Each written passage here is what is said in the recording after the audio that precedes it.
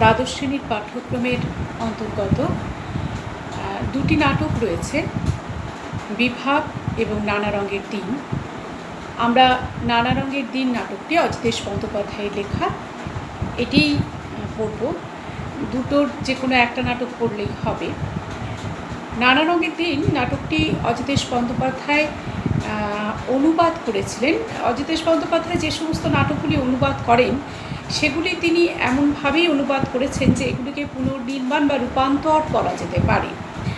মূল যে নাটক থেকে তিনি এই নাটকটি লিখলেন, নানা রঙের দিন লিখলেন, সেই মূল নাটকটি আসলে আন্তন চেখভের লেখা। ইউক্রেনের একজন সাহিত্যিক, তিনি গল্প, উপন্যাস, নাটক সব কিছুই লিখেছেন। চেখভের দ্য সোয়ান সং নাটকটির থেকে নানা রঙের দিনগুলি, এই নাটকটি পুনর্নির্মাণ করলেন অজিতেশ বন্দ্যোপাধ্যায়। অজিতেশ বন্দ্যোপাধ্যায় একাধারে নাট্যকার, নাট্য পরিচালক, প্রযোজক, এই সব কিছু মিলিয়ে পরিপূর্ণ নাটকের মানুষ বলতে আমরা যা বুঝি, সেই হিসেবে অজিতেশ বন্দ্যোপাধ্যায় কিন্তু একজন খ্যাতনামা একটি নাট্য ব্যক্তিত্ব।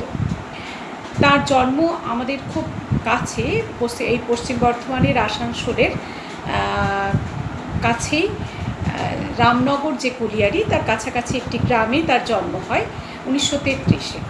পরবর্তীকালে কলকাতা চলে যান পড়াশোনার জন্য। মনীন্দ্রচন্দ্র কলেজ থেকে ইংরেজিতে স্নাতক হন। তখন থেকেই খসড়া নামে একটি পত্রিকা বার করতেন।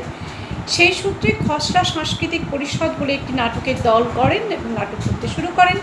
পরবর্তীকালে গণনাট্যের সঙ্গে যুক্ত হন। নান্দিকারের জন্ম হয় 1960-এ। একটি নাট্যদল গড়ে তোলেন যার নাম নান্দিকার। এই নান্দিকারের নাটক অভিনয়কে কেন্দ্র করেই তিনি অনেকগুলি মৌলিক নাটক যেমন রচনা করেন, তেমনি অনেকগুলি বিদেশি নাটকের রূপান্তর বা পুনর্নির্মাণ করেন। পরবর্তীকালে গণনাট্যের সঙ্গে সম্পর্ক ছেদ হয় এবং 1964 থেকে নান্দিকার একটি স্বাধীন নাটকের দল হিসেবে নাটক প্রযোজনা করতে শুরু করেন। আরও পরে নান্দিকারের সঙ্গে সম্পর্ক শেষ হয়ে যায় অজিতেশ বন্দ্যোপাধ্যায়। তিনি নান্দির মুখ নামে একটি দল গড়ে তোলেন। চলচ্চিত্রে অভিনয় করেছেন, যাত্রায় অভিনয় করেছেন। তার মৌলিক নাটকগুলির মধ্যে ধর্মঘট, সাঁওতাল বিদ্রোহ ইত্যাদি নাটক খুব জনপ্রিয় হয়েছিল। এবং যে রূপান্তরিত নাটকগুলি, তার মধ্যে 3 পয়সার পালা, মঞ্জুরি আহমেদ মঞ্জুরি, এই নাটকগুলির কথা আমাদের উল্লেখ করতে হবে। এবং এই নানা রঙের দিনও সেই পর্যায়েরই একটি নাটক। তিনি মাত্র 50 বছর বয়সে 1983 খ্রিস্টাব্দে তাঁর মৃত্যু হয়। আমরা নানা রঙের দিন নাটকটি এখন পড়ব।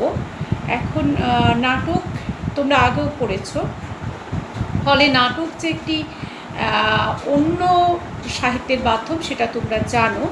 যে নাটক কিন্তু শুধুমাত্র নাট্য রচনার জন্যই নাটক লেখা হয় না, নাটকের একটা দৃশ্যায়নের ব্যাপার থাকে, অর্থাৎ নাটক মঞ্চস্থ করার একটা ব্যাপার থাকে। নাটক এই মাধ্যমটা মূলত হয় সংলাপ নির্ভর। যিনি নাট্যকার তিনি নিজে কোনো কথা এখানে বলেন না। নাটকের বিভিন্ন চরিত্র থাকে, সেই চরিত্রগুলো নিজেদের মধ্যে কথোপকথন করে, যাকে আমরা বলি সংলাপ। সেই সংলাপের মধ্যে দিয়ে এই চরিত্রের বৈশিষ্ট্যগুলো উদ্ভাসিত হয় আমাদের কাছে, ফুটে ওঠে আমাদের কাছে। নাট্যকারের নিজের এখানে কোনো ভূমিকা থাকে না। নাটক শুরু হয় মূলত একটি ঘটনার সূচনা দিয়ে শুরু হলো এবং তারপর ঘটনার দ্বন্দ্ব, সংঘাত বাড়তে থাকে, বাড়তে বাড়তে একটা উচ্চতম বিন্দুতে পৌঁছয়, যাকে আমরা বলি ক্লাইম্যাক্স।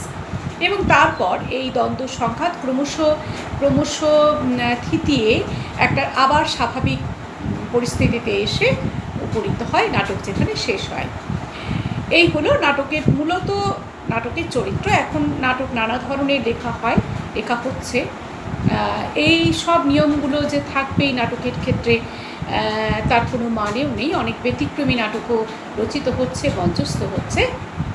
পূর্ণাঙ্গ নাটক সাধারণত অনেকগুলি অঙ্ক থাকে, এক একটা অঙ্কে অনেকগুলি দৃশ্য থাকে।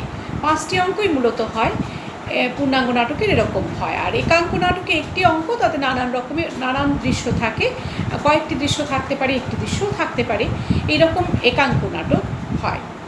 তো এই নাটকটি নানা রঙের দিন যেটা আমরা পড়ব সেটা এইখানে তোমাদের পাঠ্যে একাঙ্ক নাটক হিসেবেই উপস্থাপিত হয়েছে। আমরা নাটকটা পড়ে দেখি।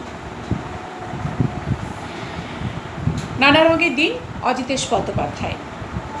চরিত্র মূলত দুটো এই নাটকের। রজনীকান্ত চট্টোপাধ্যায় বৃদ্ধ অভিনেতা, তিনি একজন বৃদ্ধ অভিনেতা, তার বয়স 68 বছর।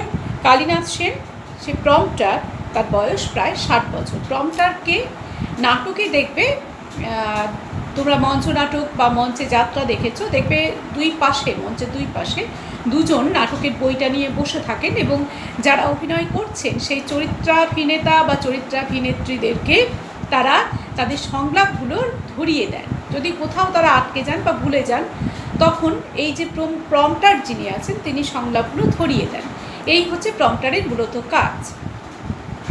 এবার আমরা নাটকের ক্ষেত্রে মঞ্চ সজ্জা বা দৃশ্যের আলো কীরকম হবে, মঞ্চের সাজসজ্জা কীরকম হবে, তার একটা বর্ণনা নাট্যকার প্রায়শই দিয়ে থাকেন, এখানেও দিচ্ছেন। পেশাদারি থিয়েটারের একটি ফাঁকা মঞ্চ, পিছনে রয়েছে রাত্রে অভিনীত নাটকের অবশিষ্ট দৃশ্যপট, জিনিসপত্র আর যন্ত্রপাতি। মঞ্চের মাঝখানে একটি টুল ওল্টানো রয়েছে। এখন রাত্রি, চারিদিকে অন্ধকার। দিলদারের পোশাক পরে প্রবেশ করেন রজনীকান্ত চট্টোপাধ্যায়, তার হাতে একটা জ্বলন্ত মোমবাতি, হাসছেন তিনি। তাহলে মঞ্চে কি দেখা যাচ্ছে? দেখা যাচ্ছে যে একটি পেশাদারি থিয়েটারের ফাঁকা মঞ্চ। পেশাদারি থিয়েটার মানে যে থিয়েটার মানুষ পয়সা দিয়ে টিকিট কেটে দেখতে যান তাকে বলে পেশাদারি থিয়েটার। তো সেই পেশাদারি থিয়েটারের একটি ফাঁকা মঞ্চ দেখা যাচ্ছে। সেই মঞ্চের পিছনে কি রয়েছে? মঞ্চের পিছনে রয়েছে, কাল রাতে নাটক হয়েছে, সেই নাটকের যে সমস্ত দৃশ্য পিছনে টাঙানো হয়েছিল বা নানান যে জিনিসপত্র ব্যবহার করা হয়েছিল নাটকের দৃশ্য সাজানোর জন্য, সেগুলো ইতস্তত ছড়িয়ে ছিটিয়ে রয়েছে। জিনিসপত্রগুলো ছড়িয়ে ছিটিয়ে রয়েছে, নানান যন্ত্রপাতি ছড়িয়ে ছিটিয়ে রয়েছে মঞ্চের মাঝখানে। মঞ্চের মাঝখানে একটা টুল উল্টানো অবস্থায় পড়ে রয়েছে, অর্থাৎ মঞ্চটার অভিনয় হয়ে যাবার পরে যে বিশৃঙ্খল একটা হয়ে থাকে, অগোছালো, চারদিকে জিনিসপত্র ছড়ানো ছেটানো, সেরকম অভিনয় হয়ে যাবার পরের মঞ্চের সেই দৃশ্যটা দেখা যাচ্ছে। রাতের বেলা আলো সেরকম থাকবে, তাই উল্লেখ করে দিচ্ছেন নাট্যকার, এখন রাত্রি, চারদিক অন্ধকার থাকবে। দিলদারের পোশাক পরে প্রবেশ করছেন রজনীকান্ত চট্টোপাধ্যায়। অভিনেতা রজনীকান্ত চট্টোপাধ্যায়, তিনি গত রাতে যে চরিত্রে অভিনয় করেছিলেন, নাটকের দিলদারের চরিত্রে অভিনয় করেছিলেন, সেই দিলদারের পোশাকে তিনি পরে রয়েছেন। সেই পোশাক পরে তিনি মঞ্চে প্রবেশ করছেন। তার হাতে একটা জ্বলন্ত মোমবাতি, তার হাতে রয়েছে একটা মোমবাতি, কারণ চারদিকে অন্ধকার, একটা মোমবাতি নিয়ে তিনি ঢুকছেন, তিনি হাসছেন। এইবার রজনীকান্ত কি বলছেন? রজনী, আচ্ছা ব্যাপারটা কি বলো তো, কি গেরো, ঘুমলুম একেবারে গ্রিন রুমে। নাটক কখন শেষ হয়ে গেছে, হল ফাঁকা, শাহজাহান জাহানারা সব পাত্রপাত্রী ভোঁ ভোঁ, আর আমি দিলদার এতক্ষণ পড়ে পড়ে গ্রিন রুমে নাক ডাকছিলাম। ধুর, 12টা বেজে গেছে আমার, 12টা বেজে 5, রাত কত হলো কে জানে। এত টানলে কি আর কাণ্ডজ্ঞান থাকে? চেয়ারে পড়েছি আর ঘুম। বাহ বাহ বুদ্ধা, अच्छा ही किया, क्या होगा तुमसे? कुछ नहीं, बिल्कुल कुछ नहीं। চেঁচিয়ে, রামব্রিজ, রামব্রিজ, আরে গেল কোথায় লোকটা? কোথায় ধেনো টেনে পড়ে আছে বেটা? রামব্রিজ। হতাশ হয়ে পড়েন, টুলটা সোজা করে তার উপর বসেন, মোমবাতিটাকে মাটিতে রাখেন। তাহলে রজনীকান্ত নিজের মনেই বলে যাচ্ছেন, কি বলছেন যে ব্যাপারটা কি হয়েছে? আচ্ছা মুশকিল তো, গেরো মানে মুশকিল। তিনি গ্রিন রুমেই ঘুমিয়ে পড়েছেন। ঘুমলম একেবারে গ্রিন রুমে। গ্রিন রুম মানে নাটকের সাজঘর, যেখানে চরিত্ররা সাজ পোশাক পরে, তাকে বলে গ্রিন রুম। নাটক শেষ হয়ে গেছে, হল ফাঁকা হয়ে গেছে। নাটক হচ্ছিল শাহজাহান জাহানারা, যারা শাহজাহান নাটকের যেসব চরিত্ররা, তারা সবাই চলে গেছে, ভোঁ ভোঁ মানে সবাই চলে গেছে। আর তিনি দিলদার, তিনি গ্রিন রুমে পড়ে এতক্ষণ ধরে নাক ডাকিয়ে ঘুমিয়ে পড়েছিলেন। নিজেই নিজেকে বলছেন, আমার 12টা বেজে গেছে, 12টা বেজে 5 হয়ে গেছে, 12টা বেজে গেছে মানে একেবারে সব কিছু শেষ হয়ে গেছে আর কি। রাত কত হলো কে জানে, নিজেই নিজেকে প্রশ্ন করছেন। এত টানলে কি কাণ্ডজ্ঞান থাকে? মানে প্রচুর মদ্যপান করেছেন গত রাতে, সেটাই বলছেন যে এত মদ খেয়ে কি আর কাণ্ডজ্ঞান থাকে? চেয়ারে পড়েই ঘুমিয়ে পড়েছিলেন তিনি। নিজেই নিজেকে বলছেন, বাহ বাহ বুদ্ধা, আচ্ছা হি क्या होगा तुमसे कुछ नहीं, বিলকুল कुछ नहीं। নিজেকে বলছেন তোমার দ্বারা কিচ্ছু হবে না, যা করেছো খুব ভালো করেছো, ইত্যাদি ইত্যাদি। তারপরে রামব্রিজকে ডাকছেন, এই নাট্যমঞ্চের যে দারোয়ান সেই রামব্রিজ। কোথায় গেল লোকটা? বলছেন যে সেও হয়তো টেনে পড়ে আছে। ধেনো মানে ওই ভাত পচিয়ে যে এক ধরনের মদ হয়, দেশি মদ, তাকে বলে ধেনো। সেই মদটা টেনে বোধহয় কোথাও রামব্রিজও পড়ে আছে। তিনি বুঝতে পারলেন যে রামব্রিজকে ডেকে ডেকে পাওয়া যাবে না, ফলে হতাশ হয়ে পড়লেন। টুলটা সোজা করে তার উপরে বসে পড়লেন আর মোমবাতিটাকে মাটিতে নামিয়ে রাখলেন। চারিদিক নিচ্ছল, খালি আমার গলাটাই ঘুরে ফিরে কানে বাজছে। আমার কেমন যেন ভয় ভয় লাগছে। কাল রাতেও ঠিক একই ব্যাপার। মদ গিলে গ্রিন রুমে পড়েছিলুম। রামব্রিজে ঘুম থেকে তুলে ট্যাক্সি ডেকে দিয়েছিল। তার দরুন আজ সন্ধেবেলা নগদ 3টে টাকা বকশিসও দিল মুখে।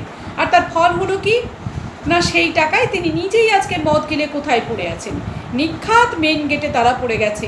আচ্ছা, পাগলের পাল্লায় পড়া গেছে, যা হোক, মাথা ঝাঁকিয়ে।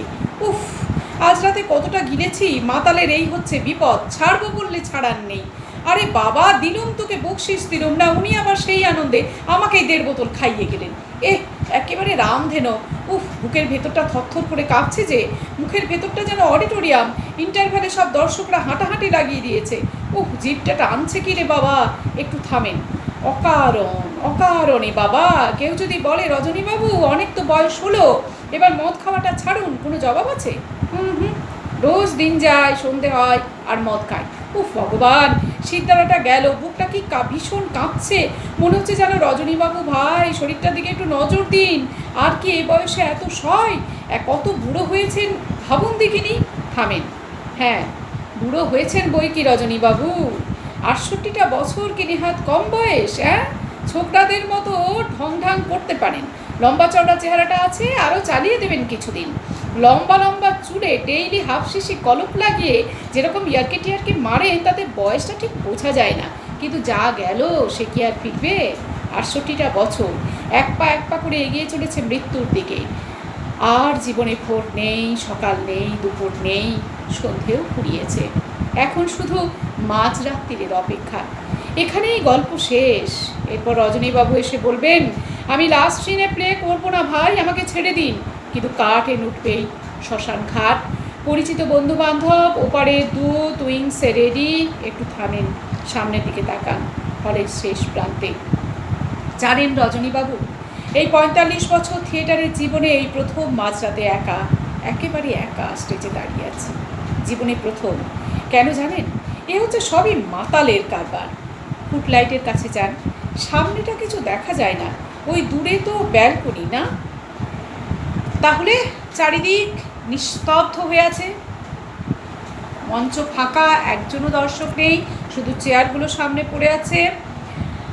তাহলে কি হবে? তার গলাটায় ঘুরে ফিরে কানে আসছে, প্রতিধ্বনিত হচ্ছে। ফাঁকা হলে তার কথাগুলো প্রতিধ্বনিত হচ্ছে। তার কেমন যেন ভয় ভয় লাগছে। একেবারে একা, এত বড় একটা হলে দাঁড়িয়ে তার ভয় লাগছে।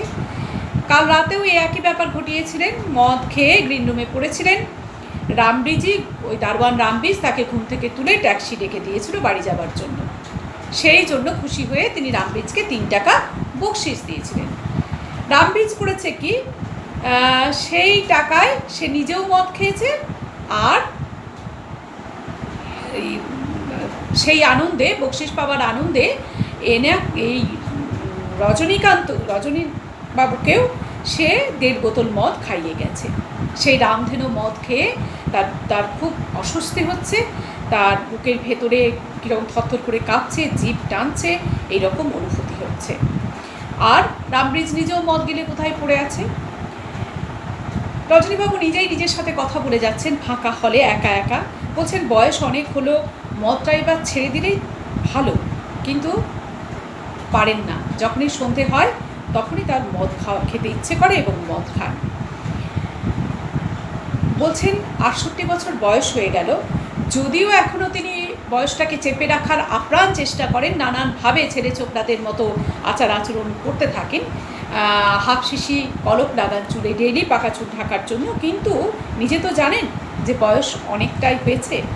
আর এখন এক পা করে তিনি শেষের দিকে এগিয়ে যাচ্ছেন। তার জীবনের ভোর, সকাল দুপুর সব শেষ হয়ে গেছে, অর্থাৎ শৈশব কৈশোর যৌবন সব শেষ হয়ে গেছে। এখন শুধু মৃত্যুর অপেক্ষা, গল্প শেষের অপেক্ষা। তখন তিনি যতই বলুন না কেন যে আমি লাস্ট সিনে প্লে করবো না, অর্থাৎ তার মৃত্যুর দৃশ্যর যে নাটক, না যে তার মৃত্যুর দৃশ্য, তাতে তিনি অভিনয় করবেন না যতই বলুন না কেন, কিন্তু কিছু করার নেই। পর্দা উঠে যাবে, দেখা যাবে শ্মশান ঘাট, পরিচিত বন্ধুবান্ধব সবাই দাঁড়িয়ে আছে, আর যমদূত উইংসের আড়ালে দাঁড়িয়ে আছে তাকে নিয়ে যাবে বলে। এইভাবেই তার জীবনের শেষ দৃশ্যটা অভিনীত হবে। আর শেষ দৃশ্যে তাকে অভিনয় করতেই হবে, কারণ প্রত্যেক মানুষকেই মরতে হয়।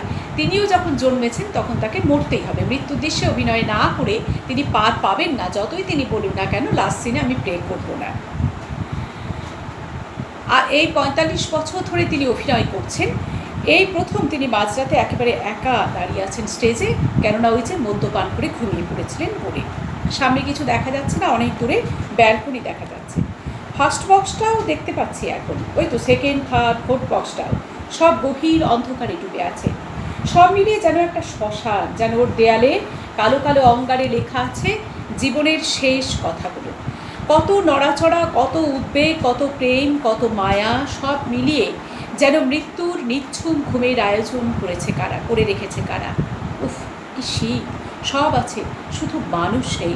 সব ভুতুরে বাড়ির মতো খাঁ খাঁ করছে। মরে গেছে নাকি? শিরদাঁড়ার ভেতর দিয়ে কীরকম শিরশির করছে যেন। হঠাৎ চেঁচিয়ে রামব্রিজ রামব্রিজ কাহা গেয়া রে। উফ, এই মাঝরাতে একা একা কী সব মৃত্যু, শ্মশান, আবল তাবল ভাবছি। হবে না কেন? কম গিলেছি আজকে? মদটা ছেড়ে দিন রজনীবাবু, মদটা ছেড়ে দিন। বুড়ো হয়ে গেছেন, আর দুদিন বাদে খাটে উঠবেন মশাই। ধরুন আপনার মতো বয়স হয়েছে যাদের, 68 বছর, তারা সময় মতো মাপচোপ করে খাওয়া দাওয়া করেন, সকাল সন্ধে বেড়াতে যান, সন্ধেবেলা কীর্তন টেত্তন শোনেন, ভগবানের নাম করেন। আর আপনি রজনীবাবু এসব কী করছেন মশাই? মাঝরাতে দিলদারের পোশাক পরে পেট ভর্তি মদ গিলে এসব থিয়েটারি ভাষায় কি আবল তাবল বলছেন বলুন তো? কেউ শুনলে ভয় পেয়ে যাবে যে।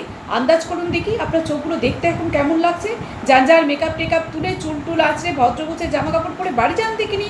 কি যে পাগলামি করেন, সারা রাত ধরে এসব ভাবলে হঠাৎ হার্ট ফেল করবে যে। উইংস দিয়ে বেরিয়ে যেতে যান, যে এগিয়েছেন অমনি দেখা গেল পরনে ময়লা পাজামা, গায়ে কালো চাদর, এলোমেলো চুল, বুড়ো কালীনাথ সেন ঢোকেন। রজনীবাবু ভয়ে চিৎকার করে পিছিয়ে যান। কে? কি চাই তোমার? কি চাই?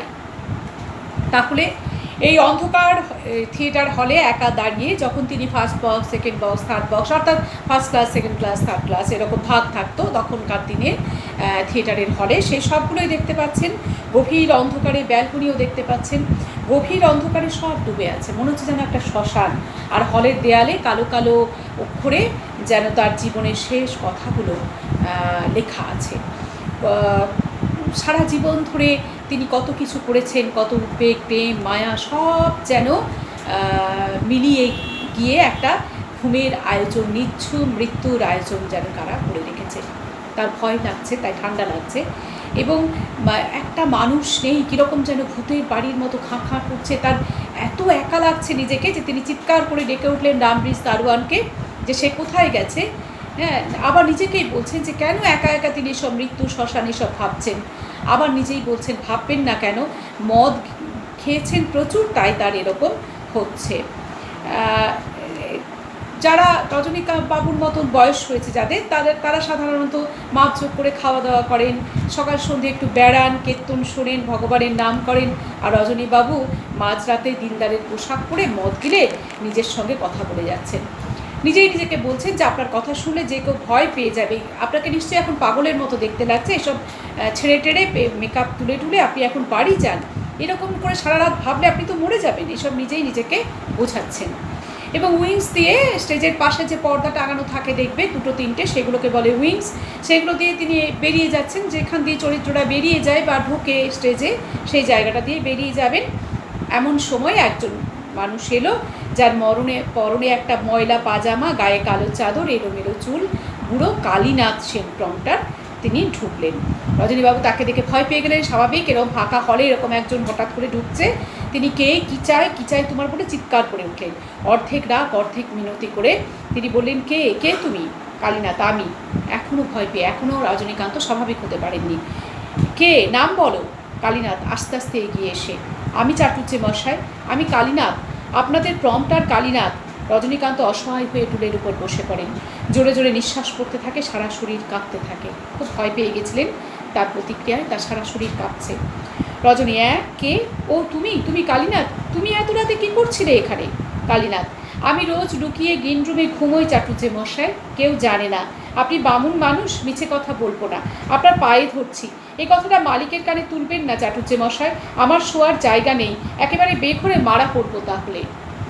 কালীনাথ এত রাতে এখানে কি করছে সেই প্রশ্নের উত্তরে কি বলল যে সে গ্রিন রুমে শুয়ে লুকিয়ে লুকিয়ে ঘুমোয়। থিয়েটারের মালিক জানে না, মালিক জানলে তাকে তার চাকরি চলে যাবে। সে লুকিয়ে লুকিয়ে এখানে ঘুমোয় কারণ তার শোয়ার কোনো জায়গা নেই। রজনী: ও তুমি কালীনাথ? তাই বলো কালীনাথ। তুমি কি হয়েছে জানো? আজকে শোতে আমি 7টা ক্ল্যাপ পেয়েছি, 2বার তো স্পষ্ট শুনেছি। মাইরি, এই না হলে অ্যাক্টিং। কে যেন একবার বললে, দেখছো রজনী চাটুজ্জে, মরা হাতি শোয়া লাখ। তাহলেই বুঝলে কালীনাথ, পাবলিক এখনও কীরকম ভালোবাসে আমাকে। আসলে যতক্ষণ স্টেজে দাঁড়িয়ে থাকে ততক্ষণ কদর, তারপর যে যার ঘরে যায় তখন কে কার। কেই বা এই বুড়ো মাতালটার খোঁজ করে, বলে উঠুন রজনীবাবু, চলুন বাড়ি যাবেন, কেউ বলে না। তাহলে কালীনাথকে দেখেই রজনীবাবু তার নিজের দুঃখের কথা বললেন যে আজকে শোতেও, গত রাতের শোতেও তিনি 7বার ক্ল্যাপ হাততালি পেয়েছেন। হ্যাঁ, তার সম্পর্কে অনেক প্রশংসা লোকে করছে, সেটাও তিনি শুনেছেন। হ্যাঁ, মানুষ তাকে এখনও ভালোবাসে, এটা বলে নিজেকেও সান্ত্বনা দিতে চাইছেন। কিন্তু যতক্ষণ স্টেজে তিনি থাকেন ততক্ষণই মানুষ তাকে ভালোবাসে। স্টেজের বাইরে যখন তিনি একা, তখন কেউ তার খোঁজ নেয় না, কেউ তাকে বলে না যে চলুন বাড়ি যাবেন। কালীনাথ: বাড়ি চলুন, আপনাকে আমি বাড়ি পৌঁছে দেব। রজনী: কেন? বাড়ি কেন? কোথায়? কালীনাথ: আপনার মনে পড়ছে না আপনার বাড়ি কোথায়? রজনী: তা পড়েছে বইকি, কিন্তু কি হবে বাড়ি ফিরে? একটুও ভালো লাগে না বাড়িতে। জানো কালীনাথ, পৃথিবীতে আমি একা, আমার আপনজন কেউ নেই, বউ নেই, ছেলে মেয়ে নেই, সঙ্গী সাথী নেই, কেউ কোথাও নেই। আমি একদম একা, একেবারে নিঃসঙ্গ। কেমন যেন ধু ধু করা দুপুরে জ্বলন্ত মাঠে বাতাস যেমন একা, যেমন সঙ্গীহীন, তেমনি আদর করে একটা কথা বলে এমন কোনো লোক আছে আমার? মরবার সময় মুখের 2 ফোঁটা জল দেয় এমন কেউ নেই আমার। আর জানো, যখনই এইসব কথা ভাবি তখনই ভয়ে যেন বুকের ভেতরটা হিম হয়ে আসে আমার। তখন কেউ দুটো ভালো কথা বলে, কেউ কি এই বুড়ো মাতালটার হাত ধরে নিয়ে গিয়ে বিছানায় শুইয়ে দেয় না। আমি কার? কে চাই আমাকে? রজনীবাবু বাড়ি যেতে চাইছেন না। কালীনাথ তাকে বাড়ি পৌঁছে দিতে চাইছে, কিন্তু রজনীবাবু যেতে চাইছেন না, কারণ বাড়িতে তার কেউ নেই, তার বউ নেই, ছেলে মেয়ে নেই, সঙ্গীর সাথে কেউ নেই, তিনি একেবারে একা। তাকে যে আদর করে কেউ যত্ন করে একটু জল দেবে এমন কোনো লোক তো তার নেই। তাই যখনই তিনি এই কথাটা ভাবেন তখন এত একা বোধ করেন, এত নিঃসঙ্গ বোধ করেন যে ভয়ে তার বুকের ভেতরটা কেমন হিম হয়ে আসে, তার আরও একা লাগে নিজেকে। কালীনাথ জল ভরা চোখে: পাবলিক তো আপনাকে ভালোবাসে চাটুজ্জে মশাই। রজনী: পাবলিক? এই মাঝরাতে পাবলিক এখন থিয়েটার দেখে টেকে গিয়ে টেনে ঘুম লাগাচ্ছে। তুমি কি ভাবছো পাবলিক আমাকে এমনই ভালোবাসে যে ঘুমের ঘরে আমাকে স্বপ্ন দেখছে? পাগল! আমাকে আর কেউ চাই না কালীনাথ, কেউ না।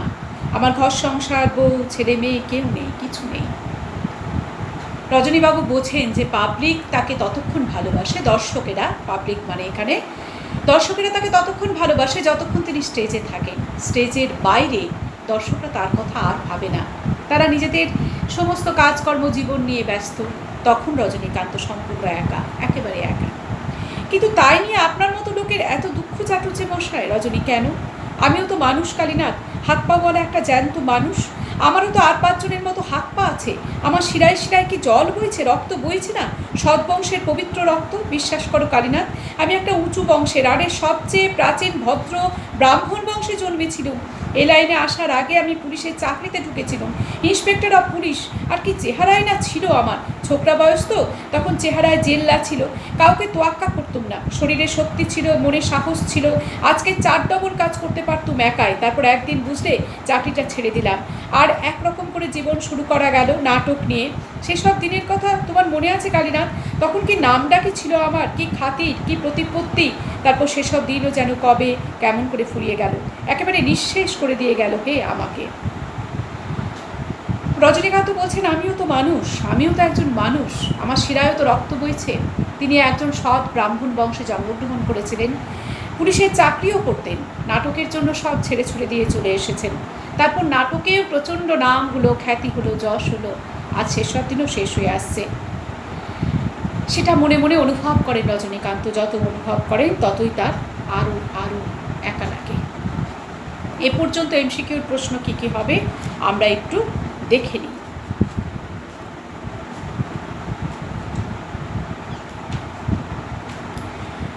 রজনীকান্ত চট্টোপাধ্যায়ের বয়স কত? ৬৮ বছর। কালীনাথ সেন, তার বয়স কত? ৬০ বছর। মঞ্চের মাঝখানে কি রয়েছে? একটি টুল উল্টানো রয়েছে। কোন সময়ের দৃশ্য দেখানো হচ্ছে? রাত।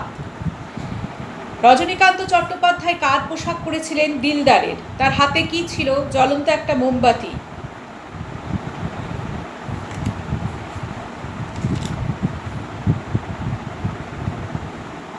কেন মাঝরাতে একা ছিলেন রজনীকান্ত চট্টোপাধ্যায়? মদ্যপান করে তিনি ঘুমিয়ে পড়েছিলেন গ্রিন রুমে। রামব্রিজ কার নাম? দারোয়ানের নাম। রামব্রিজ কোথায় ছিল? রামব্রিজ ধেনু টেনে কোথাও পড়েছিল। রামব্রিজকে কে বকশিস দিয়েছিলেন? কেন রজনীকান্ত বকশিস দিয়েছিলেন? কারণ রামব্রিজ তাকে মদ খেয়ে তিনি গ্রিন রুমে ঘুমিয়ে পড়েছিলেন, রামব্রিজ তাকে তুলে বাড়ি পৌঁছে দিয়েছিল। কত টাকা বকশিস দিয়েছিলেন রামব্রিজকে? ৩ টাকা। রামব্রিজ সেই আনন্দে কি করেছিল? রজনীকান্তকেই ১.৫ বোতল ধেনু খাইয়ে গিয়েছিল।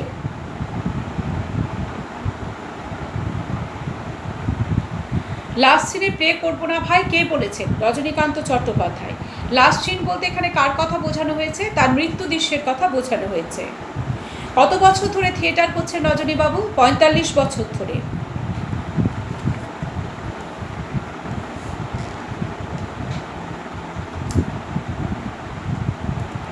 কালীনাথ মাঝরাতে কি করছিল? ফাঁকা মঞ্চে সে গ্রিন রুমে লুকিয়ে লুকিয়ে ঘুমোয়। কটা ক্ল্যাপ পেয়েছেন আজকের শোতে রজনীবাবু? 7টা।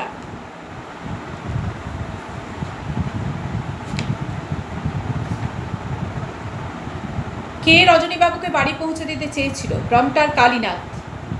রজনীকান্তবাবু বাড়ি যেতে চাননি কেন? কারণ বাড়িতে তার কেউ নেই, তিনি সম্পূর্ণ একা।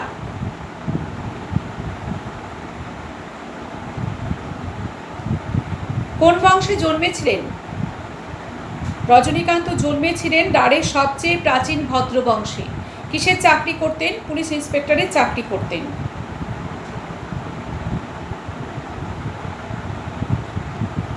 এ পর্যন্তই থাক, পরের দিন আমরা পরের পর্ব নিয়ে আলোচনা করব।